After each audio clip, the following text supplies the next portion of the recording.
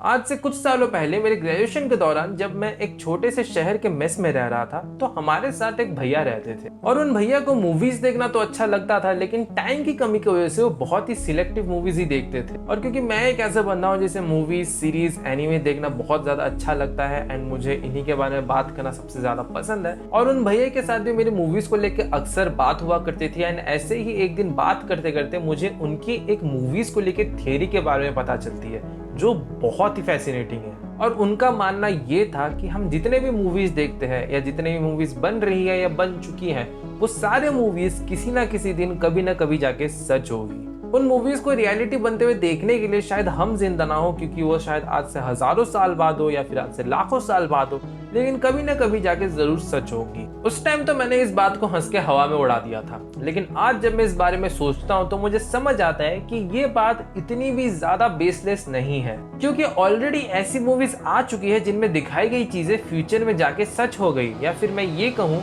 कि इन मूवीज ने फ्यूचर को करेक्टली प्रेडिक्ट कर दिया था। अगर आपको याद होगा तो लास्ट ईयर जब कोरोना वायरस का पेंडेमिक बढ़ रहा था तो उस टाइम एक मूवी बहुत ज्यादा फेमस हो रही थी और लोग उसके बारे में काफी ज्यादा बात कर रहे थे, और उस मूवी का नाम था कंटेजियन। और ये मूवी भी एक वायरस आउटब्रेक के बारे में थी जिसकी वजह से पूरी दुनिया में पेंडेमिक छा जाता है। एंड ये मूवी रिलीज हुई थी ईयर 2011 में। साइंटिस्ट का मानना है कि कोरोना वायरस जानवरों से इंसानों में आई है, एंड जो जानवर इसके लिए रिस्पॉन्सिबल है that is most probably bats. And उस मूवी में जो वायरस थे जिसका नाम था MEV1, वो भी जानवरों से इंसानों में आई थी, एंड सरप्राइजिंगली वो जानवर थे pigs and bats. Somewhere in the world, the wrong pig met up with the wrong bat. इस मूवी का वायरस का जो सिम्टम्स है वो किसी फ्लू के जैसा था, जैसे कि कोरोना वायरस में होता है सर्दी, जुकाम और बुखार। एंड जैसा कि आपको पता होगा कि कोरोना वायरस से इन्फेक्ट होने वाली हर इंसान की बॉडी इक्वली अफेक्टेड नहीं होती है। अगर आपकी इम्यूनिटी सिस्टम स्ट्रांग है तो आप इस वायरस को ज्यादा इजीली सह लोगे, एंड ऐसा भी हो सकता है कि आप में कोई सिम्टम ही ना दिखे। एंड वहीं अगर आपकी इम्यूनिटी पावर लो है तो ऐसा भी पॉसिबल है कि आपकी इस वायरस की वजह से मौत हो जाए। एंड इस मूवी में जो वायरस था भले ही वो कोरोना वायरस से बहुत ज्यादा डेडली था, लेकिन इस वायरस से भी इन्फेक्ट होने वाले सभी इंसान इक्वली अफेक्टेड नहीं हो रहे थे। किसी में कोई सिम्टम ही नहीं दिख रहा था तो कोई बस 3-4 दिन में ही मर रहा था। एंड इस मूवी में वायरस आउटब्रेक होने की वजह से जो पब्लिक का रिएक्शन होता है, जो सोसाइटी का रिएक्शन होता है, एंड जो गवर्नमेंट के एक्शंस होते हैं इस वायरस को रोकने के लिए, वो काफी ज्यादा हमारे आज के रियलिटी से सिमिलर थे। ऐसे में अगर आप इस मूवी को अभी देखते हो तो आपको ऐसा लगेगा कि क्या इसके राइटर डायरेक्टर ने सच में इस मूवी को इमेजिन करके लिखा था या फिर उन्हें किसी तरह से फ्यूचर की इंफॉर्मेशंस मिल गई थी।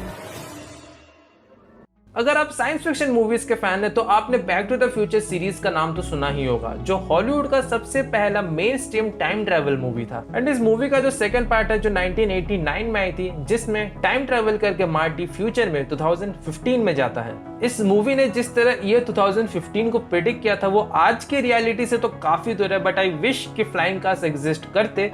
लेकिन इस मूवी में ऐसा कुछ जरूर दिखाया जो आज रियलिटी बन चुकी है। इस मूवी में एक सीन है जहां मार्टी अपने फैमिली के साथ लंच कर रहा होता है, एंड लंच के दौरान उसके बच्चों को फोन कॉल आते हैं, एंड उसके बच्चे उस कॉल्स को रिसीव करते हैं अपने चश्मे के थ्रू। एंड अब ऐसे स्मार्ट ग्लासेस आ चुके हैं जैसे कि गूगल ग्लासेस, एंड हाल ही में अनाउंस हुआ जियो ग्लासेस, जिससे आप फोन कर सकते हैं या कॉल रिसीव कर सकते हैं या फिर आप मीटिंग अटेंड कर सकते हैं। हालांकि ये गैजेट्स अब तक नॉर्मल पब्लिक में पॉपुलर नहीं हुआ है, लेकिन ये गैजेट्स ऑलरेडी एग्जिस्ट करती है। एंड ये तो काफी छोटी सी चीज है, लेकिन टेक्नोलॉजी के फील्ड में ऐसी बहुत सारी चीजें हैं जो ऑलरेडी मूवीज में प्रेडिक्ट कर दी गई थी। चीजें जैसे कि tab, smart watches, Bluetooth headset, 3D printers, जो आज के दिन बहुत ज्यादा फेमस है एंड वाइडली यूज्ड है। इस सारी चीजों से सिमिलर गैजेट्स हमें एक ही मूवी में 1979 की Star Trek the motion picture movie में देखने को मिलती है। ये सब तो फिर भी सिर्फ गैजेट्स है, लेकिन AI जैसे कि सीरी, अलेक्सा, गूगल होम, जिनसे हम बात कर सकते हैं, जिनको हम कमांड कर सकते हैं, ऐसी ही सिमिलर टेक्नोलॉजी भी हमको बहुत सालों पहले मूवीज में देखने को मिल चुकी है। और जिस मूवी में सबसे पहले हमें आर्टिफिशियल इंटेलिजेंस जैसे सिमिलर टेक्नोलॉजी देखने को मिली थी वो थी 1968 की movie 2001 A Space Odyssey. And इस मूवी में कुछ कैरेक्टर्स को वीडियो कॉलिंग करते हुए भी दिखाया गया था, लेकिन इस मूवी का जो हाईलाइट था वो था स्पेस टूरिज्म, जो आज के दिन बस सच होने ही वाला है।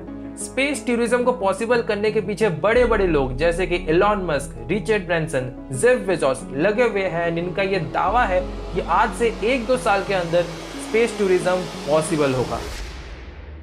अगर आप इंटरनेट यूज करते हैं, जो आप करते ही होंगे तभी आप मेरा वीडियो देख रहे हैं, तो आपने एक चीज तो जरूर नोटिस किया होगा कि जब भी आप किसी चीज को खरीदने के बारे में सोचते हैं और उसे गूगल में सर्च करते हैं या फिर किसी ऑनलाइन शॉपिंग वेबसाइट पर सर्च करते हैं या फिर अपने किसी दोस्त से ही चैट क्यों ना कर रहे होते हैं, एंड उसके बाद जब आप किसी वेबसाइट पे विजिट कर रहे होते हो या फिर आप सोशल मीडिया सर्फ कर रहे होते हो, तो आपको उसी चीज से रिलेटेड एडवर्टाइजमेंट्स देखने को मिलती है।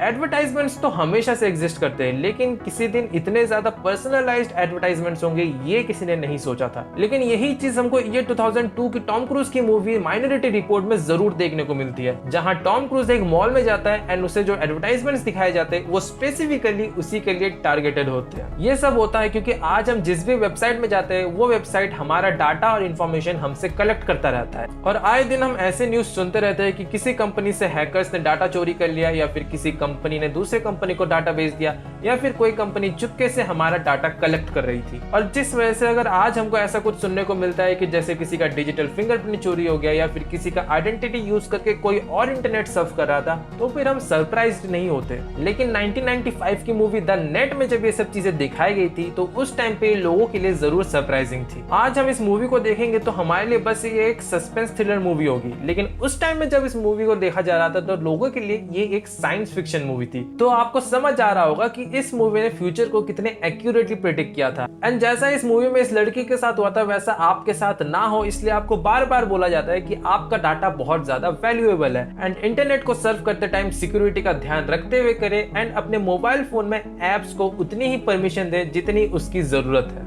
So this is the video guys. अगर आपको ये वीडियो अच्छा लगा या मेरी बकलोली सुन के मजा आया हो तो इस वीडियो को जरूर लाइक कीजिए, और ऐसे ही और वीडियोस मेरे चैनल पे पड़े हुए उनको जाके देखिए एंड इस चैनल को भी सब्सक्राइब कर लीजिए हो सके तो। एंड मिलते हैं नेक्स्ट वीडियो में, तब तक के लिए सायोनारा।